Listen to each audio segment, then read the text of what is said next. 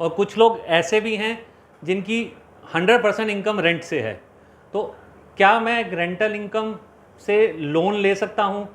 और क्या ऐसी कोई ऑप्शन अवेलेबल है बैंक में कि रेंटल इनकम वालों को लोन मिल सके?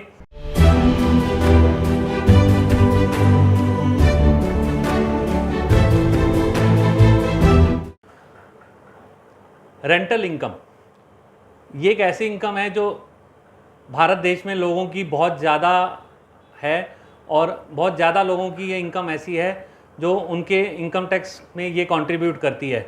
और कुछ लोग ऐसे भी हैं जिनकी 100% इनकम रेंट से है। तो क्या मैं रेंटल इनकम से लोन ले सकता हूं? और क्या ऐसी कोई ऑप्शन अवेलेबल है बैंक में कि रेंटल इनकम वालों को लोन मिल सके? आइए, इसके लिए हम आए हैं अरुण जी के पास। अरुण डबराल जी फाउंडर डायरेक्टर हैं team money services private limited के, और पिछले 24 साल से बैंकिंग और फाइनेंस के सेक्टर से जुड़े हुए हैं।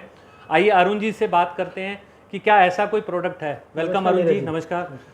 हाँ नीरज जी, जैसे हमने पहले भी सीरीज में कुछ और प्रोडक्ट वो किए, तो इस बार हम आपको लीज रेंटल डिस्काउंटिंग हमारा प्रोडक्ट है, जो जिसमें हम लोग किस तरह से काम करते हैं कि जैसे आपकी कोई प्रॉपर्टी है और आपने किसी बहुत अच्छे टेनेंट को रेंट पे हो गया, उनको आपने एक किराए पे प्रॉपर्टी दी हुई है और आपका मंथली किराया 2 लाख 3 लाख 4 लाख 5 लाख आ रहा है, और इसके अलावा आपकी कोई और बिजनेस इनकम नहीं है, आप इसी इनकम पे वो, और आपको फिर प्रॉपर्टी को बनाने में, रेनोवेशन करने के लिए, या फिर आपकी नेक्स्ट जनरेशन आ रही है जो बिजनेस करना चाहती है, या आपको बच्चे के किसी हायर एजुकेशन के लिए आपको बाहर भेजना है या इंडिया में अच्छी एजुकेशन करानी है, तो हम उस तरह से उस इनकम को लेके और उस प्रॉपर्टी को लेके एक लीज रेंटल डिस्काउंटिंग का प्रोडक्ट बैंक और एनबीएफसी जितनी फाइनेंशियल इंस्टीट्यूशन है ये करते हैं।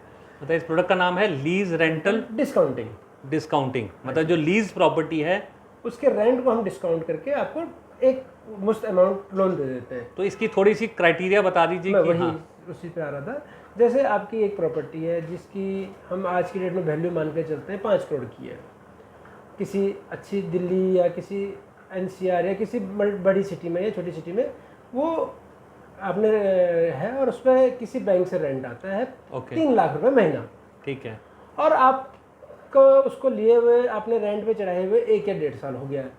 और उसकी जो एग्रीमेंट वैल्यू है वो 9 साल के लिए। अच्छा, जो लीज पीरियड है वो 9 साल के लिए, और अभी 1 साल हो गया, और हर तीसरे साल वो 15% इंक्रीज कर रहा है रेंट। इसमें लॉक इन का भी क्लॉज? हाँ, कईयों में लॉक इन होता है, कईयों में नहीं होता। वो हम लोग उसको कई बार कंसिडर करते, कई बार नहीं करते। तो अब 3 साल बाद उसका 15% का आपका इंक्रीमेंट आ रहा। 3 लाख का रेंट है, 3 लाख के रेंट के हिसाब से अभी हमारे पास जो टेन्योर बचा हुआ वो बच गया 8 साल का। 8 साल का टेन्योर बचा। प्रॉपर्टी की वैल्यू है मेरी 5 करोड़ रुपए, और चौथे साल में इसने 15% इंक्रीज कर दिया, तो 3,45,000 चौथे साल से हो गया। फिर जब हम छठे साल में 6 साल कंप्लीट हो जाएंगे तो 7वें साल में इंटर करेंगे, फिर इसमें 15% का इंक्रीज हो जाएगा, तो करीबन 50,000 रुपये और इसमें इंक्रीज हो जाएगा, तो रेंट पहुंच जाएगा आपका 4 लाख रुपए के आसपास। तो हम टोटल जो बैलेंस 8 ईयर का टेन्योर है, इसका हम टोटल रेंट कैलकुलेट कर लेंगे कि हमारे पास रिसीवेबल्स कितना है, टोटल हमें रेंट कितना आना है। इसके अलावा इसमें टीडीएस और कुछ टैक्स की कैलकुलेशन, टीडीएस नॉर्मली इसमें 20% के आसपास आता है, 20% से ऊपर होगा टैक्स, तो टीडीएस काट के जो हमारा बैलेंस बचता है उसमें हम कुछ डिस्काउंटिंग करके कुछ हो करके हम इस अमाउंट के आपका लोन वो कर देते हैं। तो जैसे आपका 3 लाख है, हम 3 लाख के हिसाब से आपकी ईएमआई कैलकुलेट कर लेंगे माइनस 20%, तो करीबन 2,40,000 का हम लोग आपकी ईएमआई कैलकुलेट बना सकते हैं। उस ईएमआई से आपका लोन में भी 2-2.5 करोड़ जो भी बनता है वो हम आपको दे देंगे। बहुत अच्छा है। और उससे मैं कहीं भी यूज़ कर सकता हूँ? उसको आप किसी भी तरीके से यूज़ कर सकते हो। पर्पज़ आपका नई प्रॉपर्टी परचेज में भी हो सकता है, इसका एक्सटेंशन में हो सकता है, रिनोवेशन में हो सकता है, और आपके बच्चों की पढ़ाई भी हो सकती है इसके अंदर। तो ये अच्छा एक प्रोडक्ट है कि अगर मेरे इनकम टैक्स में या मेरी इनकम में 90% अगर कंट्रीब्यूशन रेंटल इनकम का है, तो मैं एक लोन ले सकता हूँ उस लीज प्रॉपर्टी का जो एग्रीमेंट है जो उसके बेस पर, और उसको ये रेंट को कैलकुलेट कर लेते हैं आने वाले जितने साल हैं प्लस उस पर जितने इंक्रीमेंट्स लगने हैं जो उस पर, और उसके बेस पर ये लोन को कैलकुलेट करते हैं। तो इसकी रीपेमेंट कैसे रहती है? रीपेमेंट में हम लोग क्या करते हैं कि एक एस्क्रो अकाउंट क्रिएट करते हैं। एस्क्रो अकाउंट होता है बैंक बैंक एनबीएफसी जिससे भी आप लोन ले रहे हो, और जिसकी प्रॉपर्टी मॉर्गेज है वो प्लस जो टेनेंट है, हम तीनों के बीच एक एस्क्रो अकाउंट क्रिएट हो जाता है कि रेंट उस अकाउंट में आएगा। उस अकाउंट में आएगा तो जो फर्स्ट राइट रेंट का है वो बैंक का होता है। जैसे आपने 3 लाख रुपए का रेंट आपके अकाउंट में आया और हमारी EMI 2,40,000 रुपये, तो पहले 2,40,000 आपके रेंट में से कट जाएगा उस अकाउंट में से, बाकी आप यूज़ कर सकते हो। अच्छा। तो वो एस्क्रो अकाउंट के थ्रू EMI जाती है उसकी। और इसका टेन्योर कितने साल का मिलता है? नॉर्मली जो हमारा बैलेंस टेन्योर होता है लीज का बचा वो होता है, लेकिन आज की डेट में बड़ी फ्लेक्सिबिलिटीज़ आ गई हैं। बैंक मल्टीपल फ्लेक्सिबिलिटीज़, टेनेंट का हिसाब देके, प्रॉपर्टी का हिसाब देके हम टेन्योर 15 साल भी चले जाते हैं कई बार। ये डिपेंड करता है कम्प्लीटली बैंक और NBFCs के कंफर्ट लेवल पे या आपके फ्यूचरिस्टिक प्लान्स पे। मतलब वो भी देखते हैं कि जो हमारा टेनेंट है वो कैसा है, क्योंकि वो लोग रिन्यू हाँ, करते इस हैं। चीज़ पे काफ़ी चीज़, ये इस चीज़ पे बहुत ज़्यादा डिपेंड करता है कि आपका टेनेंट किस लेवल का है, बहुत किस कैटेगरी का है। और कुछ इसमें आप इनपुट देना चाहते हैं और इन्फॉर्मेशन क्या है भाई इसके अंदर क्या रहता है?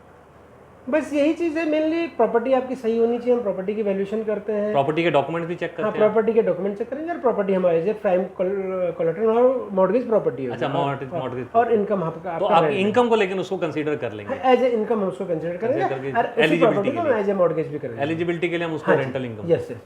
तो आपने देखा ये रेंटल इनकम भी आज की डेट में मेरे लिए लोन की एलिजिबिलिटी बन सकती है, और इसमें कॉन्ट्रैक्ट ही वैल्यू करता है। अगर मैंने रेजिडेंशियल प्रॉपर्टी दी हुई है या मैंने कुछ वैसे है तो उस रेंटल से नहीं होगा। ज़्यादातर जो अच्छे रेंट होते हैं वो कमर्शियल प्रॉपर्टीज कमर्शियल को ही ज़्यादा, या कई बार वेयर हाउसेज होते हैं, इंडस्ट्रियल प्रॉपर्टीज होती हैं, तो लीज रेंटल डिस्काउंट ही ज़्यादातर उन प्रॉपर्टी होता है, क्योंकि रेजिडेंशियल प्रॉपर्टीज जो हायर रेंटल इतनी ज़्यादा की नहीं होती है। हायर रेंटल कुछ पर्टिकुलर प्रॉपर्टीज जो हायर रेंटल, अगर मैंने कंपनी लीज पे दी हुई है, कंपनी लीज में, और कंपनी बहुत अच्छी है तो उस पे, लेकिन उसमें अमाउंट बहुत कम रहेगा, उसको कंसीडर कर सकते हैं। तो उम्मीद है आपको ये जो सवाल था एक मन में कि क्या मेरी रेंटल इनकम है और कमर्शियल प्रॉपर्टी है तो उस पर मुझे लोन मिलेगा नहीं मिलेगा, और अगर मुझे घर में कोई फाइनेंशियल नीड आई है तो हम उसको कैसे फुलफिल कर सकते हैं। मेरे एक्सपेंशन प्लान है, मैं एक और कमर्शियल प्रॉपर्टी बाय करने की सोच रहा हूँ, तो बैंक आपको हेल्प कर सकता है। और अरुण जी की company team money services private limited ये सभी सर्विसेज प्रोवाइड करती है। आप चाहते हैं कि आपका एक एलिजिबिलिटी बना सकें, वो ये सर्विस फ्री देते हैं। और अगर आप चाहते हैं कि आपके लिए लोन और ऐसी फैसिलिटी अवेल करके दें तो आप नीचे दे डिस्क्रिप्शन में अरुण जी से कांटेक्ट कर सकते हैं। इनकी डिटेल्स हम नीचे डिस्क्रिप्शन में दे देंगे। और अगर आप हमारे चैनल पर नए हैं तो इसे सब्सक्राइब कर दें। अगर आपको हमारा वीडियो इन्फॉर्मेटिव लगा तो इसे लाइक और शेयर करना ना भूलें, और बेल आइकन दबा दें ताकि आने वाले नोटिफिकेशंस आपको मिल जाएं। अरुण जी, हमारे चैनल पर आने के लिए